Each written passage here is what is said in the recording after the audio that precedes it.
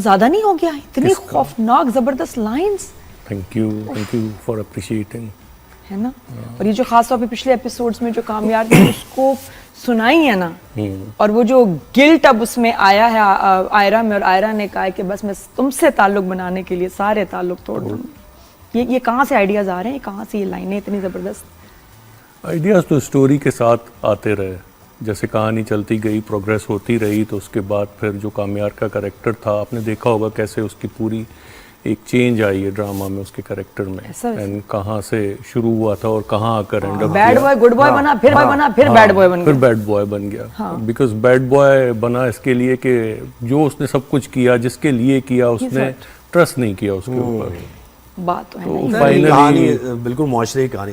तो पूरी कहानी लिख दी है, एंड लिख दिया, या फिर एंड लिख लिया है बहुत पहले लिख लिया है, अभी बस आई गेस कुछ ही एपिसोड्स हैं। कब तक कितने और एपिसोड्स रह गए हैं इसके? I guess somewhere around 5 to 6 episodes. That's it, खत्म कामयाब और आयरा की कहानी ये नहीं हो सकता। 24 एपिसोड्स हो चुके हैं, इसमें क्या निकालना है? नहीं बता, देखो बोर्ड ड्रामों को खींच के बढ़ा देते हैं, ये तो अभी इसमें बहुत पोटेंशियल है आगे। मेरे ख्याल आराम से 30 एपिसोड भी और जा सकती है आगे।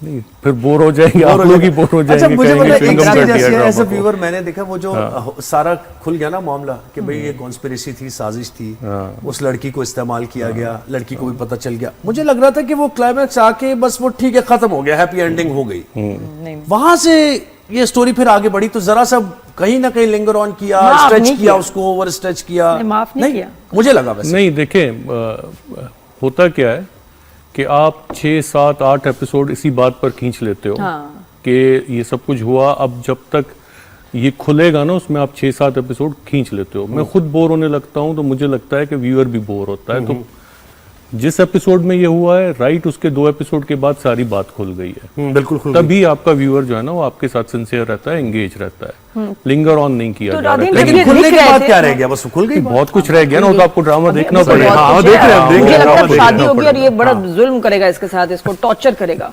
अच्छा ये बताएं, जब आप लिख रहे थे ड्रामा तो जहन में बिलाल था, दानिश तैमूर भी हो सकता था, कैसी तेरी खूबसूरत जी फेम आपका ही ड्रामा, या खुशहाल, कौन था जहन में? यही था शुरू से बिलाल? Someone like Bilal. वो कौन है? मतलब वो तो हम भी ढूंढ रहे हैं। देखे ना, अब तो कोई नहीं है, बट जब हम लिख रहे थे और मैंने कहा तो पता होगा कि समवन लाइक बिलाल तो पूरी दुनिया ढूंढ रही है, कोई नहीं मिल रहा। अब तो नहीं है, जैसा उसने परफॉर्म किया है, जितना उसने एफर्ट डाला है। लेकिन क्या सोच रहे थे, क्या कैसा जहन में आता था कि ऐसा ही आता था?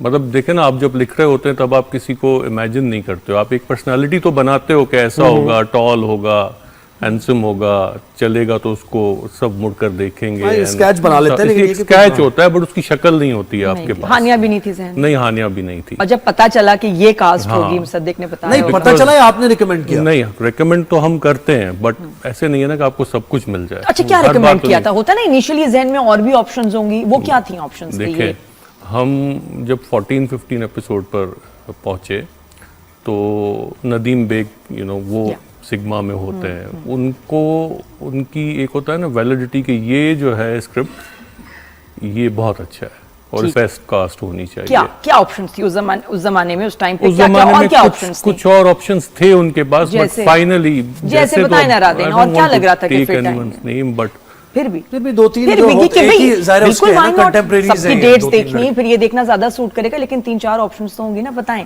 3-4 ऑप्शंस थे, बट मुझे उनके नाम नहीं पता है। सीरियसली मैं किसी का नाम ले लूं और कहूं कि ये था। अच्छा हीरो के लिए बताओ कि बिलाल के लिए कोई ऑप्शन और थी?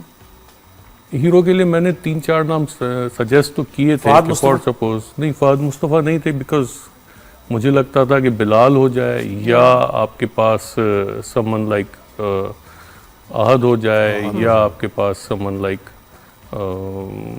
खुशहाल टाइप, इस एज ग्रुप में कोई बंदा हो जाए तो ये उसका कैरेक्टर है। But finally they got Bilal, and I guess कि उसमें बहुत बड़ा क्रेडिट जो है वो नदीम बेग को जाता है, जिन्होंने उसको कन्विंस किया और फिर उसको लेकर आए। Are you happy with the direction? कोई सीन जो आपको लगा हो? आजकल हम देख रहे हैं कुछ राइटर्स बोल रहे होते हैं जंजीरील हो गई या रिदा बिलाल के जी जिस तरह मैंने लिखा था ये तो वो कैरेक्टर्स नहीं है, ये तो वो सीन वैसे नहीं चल रहा है। Were you at any stage हो भी जाता है कि नहीं मैंने तो ऐसे सोचा था लेकिन आपने जिस तरह बनाया ये वैसा नहीं बन रहा? एक फर्स्ट ऑफ ऑल मुसद्दिक ने बहुत अच्छा डायरेक्ट किया। ऐसा बहुत बार होता है कि ऑन शूट कॉल कर लेता है, हम बात कर लेते हैं। कोई सीन जैसे मैंने उसकी लुक एंड फील स्क्रिप्ट में बनाई थी वैसा वो अभी नहीं हो रहा है करंटली, तो वो मुझे बता देता है, हम बैठकर डिस्कस कर लेते हैं, देन उसको चेंज कर लेते हैं, लाइंस चेंज कर लेते हैं, सीन चेंज कर लेते हैं। और obviously he is the captain of the ship. अगर उसको ये लिबर्टी हासिल है कि वो किसी सीन को किसी और तरीके से करना चाहे तो हाँ होता है, क्यों नहीं होता। यू डोंट माइंड कि नहीं, आई डोंट माइंड। एक चीज अगर अच्छी मेरा हो रही स्क्रिप्ट है, खलीलुर रहमान कमर है ना, जैसे कि एक लाइन भी, एक जुमला भी, कोई एक लफ्ज भी नहीं बदल सकता। आपका सीन में अगर जुमले ऐड हो जाएं या कुछ बदल दिया जाए, देखें जुमले ऐड होना वो आपसे डायरेक्टर कंसल्ट करता है, बात करता है। एक अच्छा ड्रामा तभी बनता है जब टीम एफर्ट हो, सब एक दूसरे से बात कर रहे हो। आपने स्क्रिप्ट लेकर दे दिया और उसके बाद डायरेक्टर की मर्जी वो जो चाहे करता रहे या प्रोड्यूसर साइड पर हो गया, ऐसा नहीं होता। एसेंस को ज़ाहिर है वो रखना है ना, जैसे जब शूट शुरू होती है कि चलो इसको ऐसे नहीं, ऐसे थोड़ा सा कैरेक्टर, कोई ऐसे कैरेक्टर बदला था कि यार ये ऐसे नहीं, इसको थोड़ा सा ऐसे कर लेते हैं या सिचुएशंस को। मुसद्दिक ने एज सच कुछ चेंज इतना ज्यादा नहीं किया है। बहुत सारी चीजें ऐसी थी, जैसे आपने वो 13-14 मिनट वाला सीन देखा होगा जिसको बिल्कुल, जो squash court, I was going to talk about that कि स्कॉश कोर्ट में इतना लंबा सीन मैंने नहीं देखा, इतना इंटरेस्टिंग। क्या उसमें एक्टर्स ने लाइंस ऐड ऑन की, मुसद्दिक ने भी बोला, वो इतना लंबा सीन कैसे बना, उसमें क्या चेंज? उससे 2 दिन पहले मुसद्दिक ने मुझे कॉल की थी एंड उसने मुझसे वो सीन चेंज करवाया था कि मैं अब इसमें बिलाल की तरफ से ये लाइंस चाहता हूँ, हानिया की तरफ से ये लाइंस चाहता हूँ, ये जो सारा ड्रामा अब जहाँ पर आकर खड़ा हुआ है, अगर इसमें ये चीज़ें इस टाइप की कोई बात हो जाए तो ये ज़्यादा इन्हांस करता है। एंड देन उसको दोबारा लिखा और दोबारा मुसद्दिक को दिया एंड उसके बाद उसने अपना उसमें सारा ट्रीटमेंट डाला, एक्टर्स ने अपना डाला एंड देन एक्टर्स भी कहते हैं कि मेरी ये लाइन जरा कमजोर है, नहीं इतना नहीं कहते हैं, नहीं कहते हैं। इंस्पिरेशन कहीं से ली थी इस स्टोरी की, कोई कैरेक्टर देखा था? क्योंकि इससे पहले इश्क मुर्शिद भी सिमिलर नहीं कह सकते, कहीं ना कहीं अगर एक पॉलिटिशियन, एक पैसे वाला लड़का और उसकी एक कजन भी है बिल्कुल इस तरह का, है ना, ऐसी है। तो वो कहीं से लिया आपने इंस्पिरेशन या नहीं? देखिए हम 2000s में स्कूल कॉलेज वगैरह हमने किया है, ठीक है। आप मैं लड़के जैसे बैठते हैं बातें करते हैं, इंस्पिरेशन तो वही होती है ना जो आपकी सराउंडिंग्स में होता है। लड़कियां भी वही होती हैं, लड़के भी वही होते हैं। अब मैं बैठकर 30 साल पुरानी अगर कहानी करूंगा तो कोई किसी फिल्म पुरानी देखूंगा, कोई पुराना ड्रामा देखूंगा, बट जो हमारे आसपास हो रहा है इंस्पिरेशन अगर उससे ली जाए तो बेस्ट हो जाता है। तो राधेन होता है जब राइटर अपना ड्रामा देख रहे होते हैं, वो लाइंस जो उन्होंने लिखी हैं और आप देख रहे होते हैं सामने बिलाल या हानिया ऐसे कह रहे हैं, कोरोना आ जाता है, कोई आप इमोशनल हो जाते हैं अपनी लाइंस को सुन के?